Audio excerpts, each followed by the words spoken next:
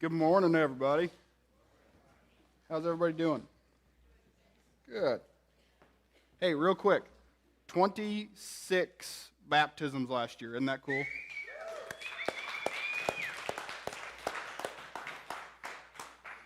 Today we're going to be in week 2 of Seeds and Weeds. It's preaching through Matthew 13. So we're going to be talking about something that started really small and spread until it took over the entire world. So if you want to join with me, we'll be in page 818 in the Black Bibles that we provide, Matthew chapter 13, if you're using your own. So anyone who's worked on cars or anything mechanical might have used this stuff they call anti-seize. And anti-seize is great. It keeps bolts from sticking, it keeps parts from seizing up and stuff. And it's great, but it has a magical quality to it that if you get one little drop on you, you turn into the Tin Man. It will spread, and you turn silver in a matter of minutes. It's insane. Kids have this same power. Give a kid a lollipop, and everything you own is sticky in minutes. Them, their face, their hands, the car, the dog, the ceiling, everything's sticky. So today we're going to be talking about something that started really small and just kept spreading and spreading and spreading. So last week we talked all about the soil, the seed in the soil. The soil was our heart and how we respond to the gospel. So there was the 4 soils. The hard heart, where Satan steals the truth away, replaces it with a lie immediately. The shallow heart, where you receive it with joy, you spring up, but as soon as you realize that the narrow road that follows Christ isn't the easy road, you die off. And then there's the distracted heart that's good soil. It has good soil to grow this fruit, but the cares of the world, the lies of the money, they come in, they choke out that fruitful. And then there's the fruitful heart that receives it with joy, bears fruit, and expands. So, in Matthew 13, 24 through 30, we're going to be jumping around quite a bit, so keep up. 24 through 30. He put another parable before them, saying, "The kingdom of heaven may be compared to a man who sowed good seed in his field. But while his men were sleeping, his enemy came, sowed weeds among the wheat, and went away. So the plants came up and bore grain, then the weeds appeared also. And the servants of the master of the house came and said to him, 'Master, did you not sow good seed in your field? How then does it have weeds?' He said to them, 'An enemy has done this.' So the servants said to him, 'Then do you want us to go and gather them?' But he said, 'No, lest in gathering the weeds you root up the wheat along with them. Let both grow until the harvest, and at harvest time I will tell the reapers, gather the weeds first and bind them in bundles to be burned, but gather the wheat into my barn.'" So anyone who has planted crops or a garden or even tried to keep a nice lawn knows the struggle of weeds. You plant and you water, you fertilize, you prune, you might use pesticides and herbicides and all the stuff, and yet the weeds keep on coming. It's just a never-ending battle. But back in the day, there was no chemicals to keep any of this stuff away. So you had to make a choice. Do you pull the weeds and risk pulling up your crop, or do you leave it alone, wait till the end, pull the weeds, gather them up elsewhere, and then gather the good seed into your barns? But how does this apply to us? How does wheat and weeds explain our eternity? If we jump ahead again to verse 36, Jesus explains this parable. Then he left the crowds and went into the house, and his disciples came to him, saying, "Explain to us the parable of the weeds of the field." And he answered, "The one who sows the good seed is the Son of Man, and the field is the world, and the good seed is the sons of the kingdom. The weeds are the sons of the evil one, and the enemy who sowed them is the devil. The harvest is the end of the age, and the reapers are angels. Just as the weeds are gathered and burned with fire, so it will be at the end of the age. The Son of Man will send his angels, and they will gather out of his kingdom all causes of sin and lawbreakers, and throw them into the fiery furnace. In that place there will be weeping and gnashing of teeth. Then the righteous will shine like the sun in the kingdom of their Father. He who has ears, let him hear." So last week was the dirt. This week is the seed. What does the seed bear? It brings a harvest, and this time we get to be the plants. At the end of the age, the angels are going to come, and they're going to gather the harvest. They're going to gather the wheat. They're going to gather the weeds, and they're going to separate it into two different places. One of the commentaries I read for this talked about two different applications of this meaning. The wheat is the ones who follow Christ. They've given their whole lives unto Jesus and followed with his control. The difference is in the weeds. The one train of thought is that the weeds are the unbelievers, the ones who have denied Christ, who have hardened their hearts against him. The other train of thought is that the weeds are the people that are sitting in church every Sunday and have no fruit. The ones who say, I follow Christ, but their lives look no different. The ones who have given the Lord an hour on Sunday, if they're not too busy, but they haven't given him their lives. Yet they haven't given him their hearts. They have no fruit. Either way you look at it, it should be a very sobering reminder of what our decision means. The way you respond to Jesus is the single most important decision you will make in your life. It doesn't decide how your day is going to go. It decides your forever. It decides from this moment until the eternity. The parable of the net describes the same concept again. If you jump forward again to verse 47. Again, the kingdom of heaven is like a net that was thrown into the sea and gathered fish of every kind.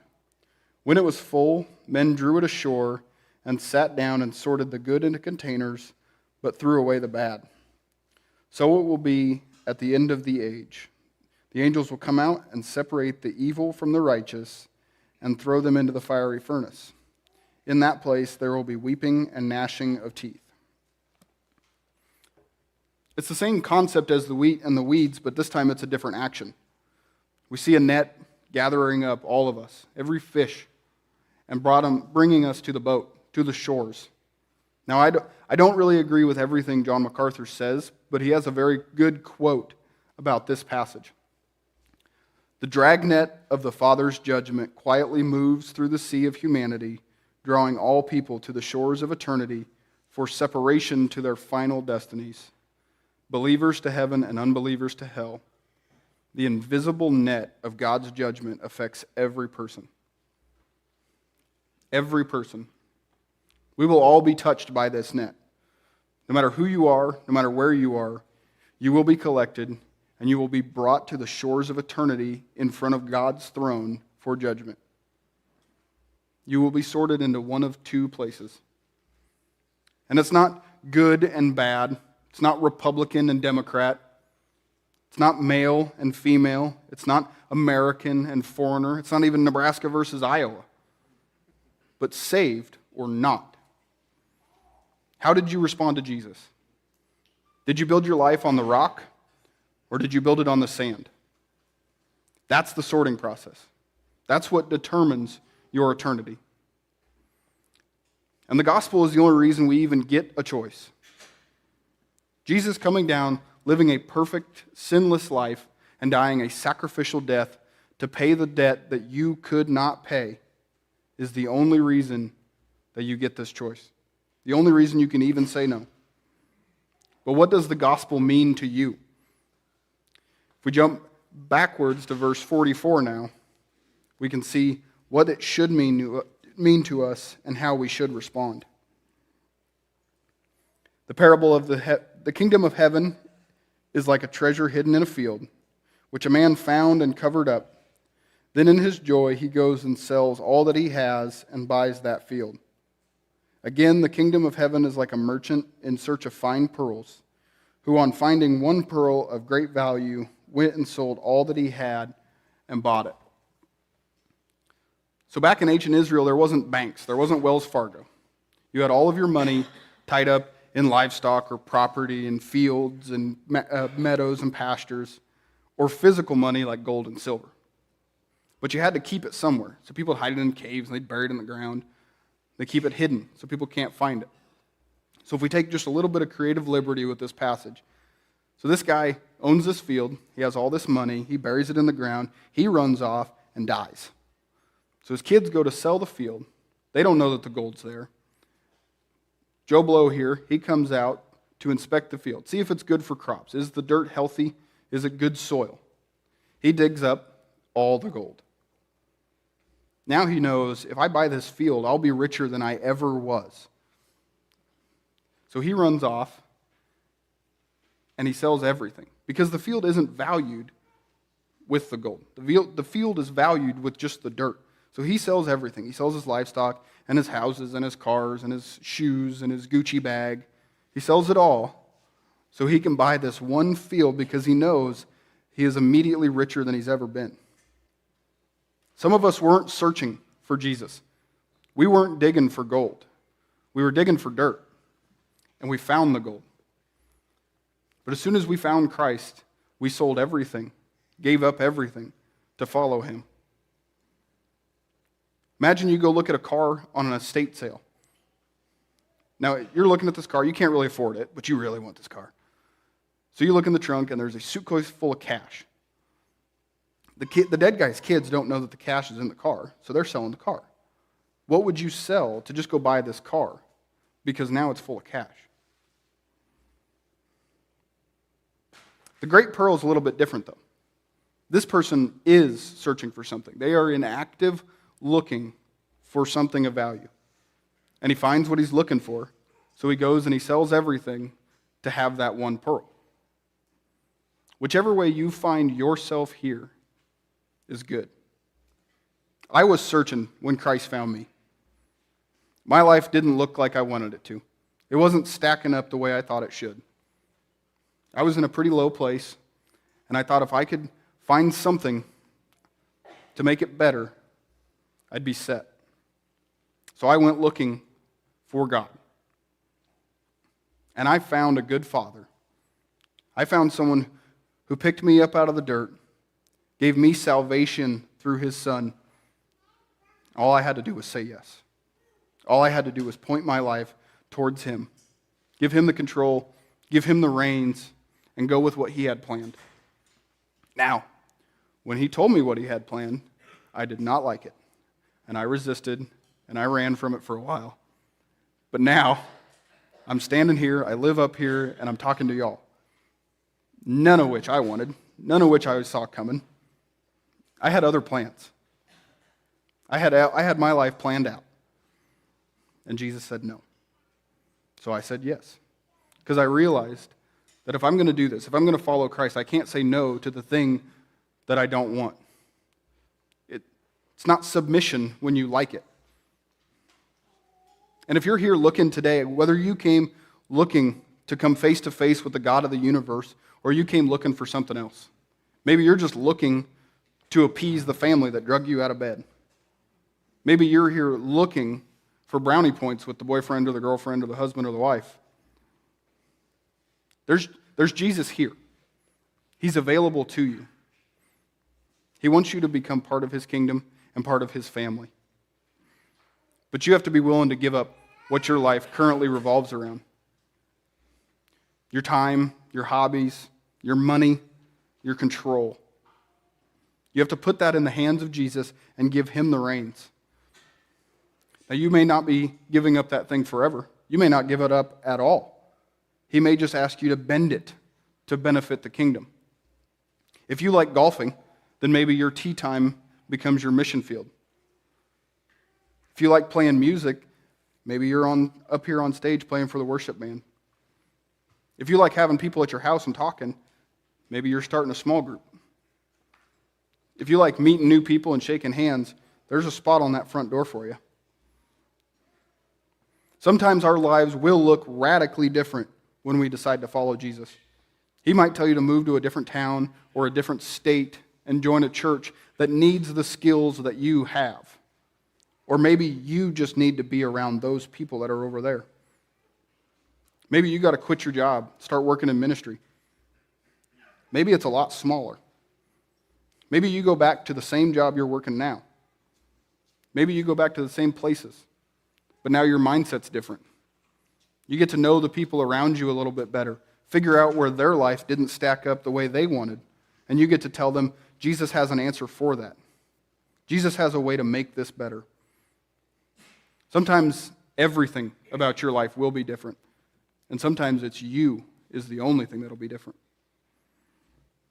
But you have to be willing to sell everything to find that, to buy that treasure, to buy the pearl, to buy the field. You have to say yes. But I told you we'd talk about something that's small, started small and spreads, like wildfires and glitter. What is it? It's the kingdom of God. So if we jump back again to verse 31, to the parable of the mustard seed and the leaven. He put another parable before them, saying, the kingdom of heaven is like a grain of mustard seed that a man took and sowed in his field. It is the smallest of all seeds, but when it is grown, it is larger than all the garden plants and becomes a tree, so that the birds of the air come and make nests in its branches. He told them another parable. The kingdom of heaven is like leaven that a woman took and hid in 3 measures of flour till it was all leavened. Small things get overlooked. The little water leak in your basement isn't a big deal until you go to vacation and come back to an indoor pool. The little oil leak on your car isn't a big deal until the engine stops spinning. One guy teaching on a mountainside isn't a big deal until thousands of people are following him and listening to him. A baby born in a barn and whose first bed is a feeding trough is not a big deal until he's the Son of God. That was the start. That was the start of Jesus' kingdom. We just got to celebrate it here just a couple weeks ago. A baby born from a virgin girl grows up and starts a following of 12 men. 13 men in the world is not a big deal. But from that small, simple beginning, the teachings and the words of this one man took over the entire world. You are sitting 7,500 miles away from Jerusalem. That's how far it came just to get to you. In this section, it talks about the leaven. What is leaven? Leaven is described as a substance that causes dough to expand by producing carbon dioxide gas, making it light and fluffy. Could be yeast or baking powder. But it's a small ingredient. When you make biscuits, baking powder is not the biggest ingredient. But it's something small that takes over the entire bowl and changes everything. I used to work for an ethanol plant back home, and we made 500,000-gallon fermenters. And the yeast that we used to make the ethanol was 25 gallons. 25 gallons in 500,000 is 0.005%. It's not a big deal. But it takes over the entire firm. It breaks down all the sugars that are available, and it makes the ethanol. The kingdom started really small inside of you, too. It may have started as a simple prayer. It may have been girlfriend, boyfriend, mom dragging you out of bed. And from there, it started to take over. It spread to you saying grace over dinner with family. Maybe you started talking a little nicer, cursing people less. Started to get up early and read this book. Started to think about people differently. Started to feel bad about things that never used to bother you. Started to ask for guidance in things that you never thought of. Started to give up your time to help other people see this kingdom. Started to give up your money. Started to change your mindset about everything that your life has. Nothing was the same as before. Nothing is the same as before. You look like a completely different person, but it started small. And then it spread to every part of your life. And hopefully it spreads from you to the next person in line too. So it can start small in their life too. But what happens if we say no? What happens if we don't let it spread? What happens if we don't plant the seed, let the tree grow, add the yeast to our recipe? I don't know anything about sourdough other than it tastes good, but if you don't add the starter, I bet it's bad. If we don't add the leaven to our recipe, it doesn't spread. If we aren't brave enough to let the kingdom spread from us, it can't reach the next person. Out in the hallway is a board filled with names that somebody in here is hoping that that person is the next person in line, that that person is the next person the kingdom spreads to.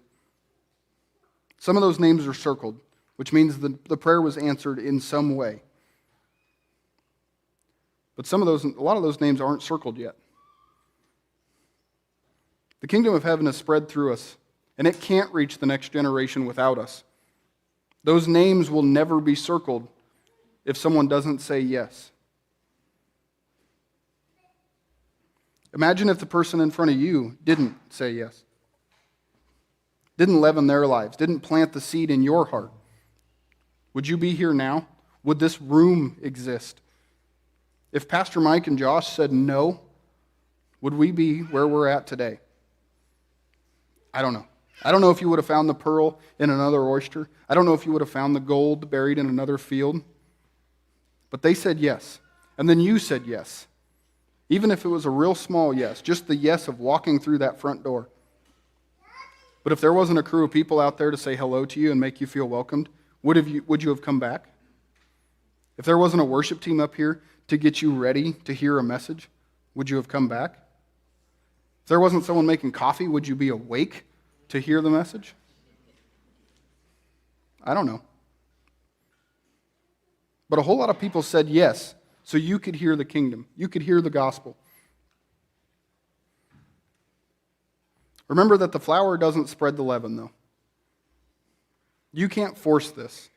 The leaven spreads through the flour. The leaven takes over. You can't spread the kingdom. You just have to let it spread through you. You have to allow God to do the work that He is doing in your life. Have to say yes. Let the dough rise. Let the tree grow. And take the kingdom to the next person. And that might mean this is the last day your life looks the same. If some of you said yes to total control of Christ, you'd be living in Alaska or Florida in a year. Some of you are going to be in the same exact job you're in. So will you say yes? What's your next step? Do you need to spend some time serving others so they can find the treasure? Do you need to plant some seeds in the people around you? Maybe you just need to add some leaven to your life and let it go to work. Maybe you're sitting here for the first time and realizing that you're going to be sorted into one of two places, and that scares you. Let some things go. Pick up a cross. Follow the one who will save you, the only one who can save you. If this is your first time here and you're searching for a pearl, I hope you found it. If you were here digging for something else, I hope you found the gold. I hope this message hit you to give up everything to follow Christ. The narrow road is really hard, but it is worth it. Jesus walked a very hard road. He came to earth and lowered himself from God of the universe to a servant wiping feet. And before he was arrested, he prayed that it would be different. In Matthew 26, he prays, Father, let this cup pass from me. If there's some other way we can save these people, then let's do that instead. But it's up to you. Your will, not mine. And he was betrayed, and he was arrested, and he was killed. He was crucified for you. And he said that we should do this thing to remember that sacrifice he gave. We should take the bread and the juice and use it as a reminder of what he said yes to. So as you come to the table, remember the sacrifice that was given for you to live that life. Remember that Jesus said yes to death on a cross. And he said that because he wanted you to stand in heaven with him.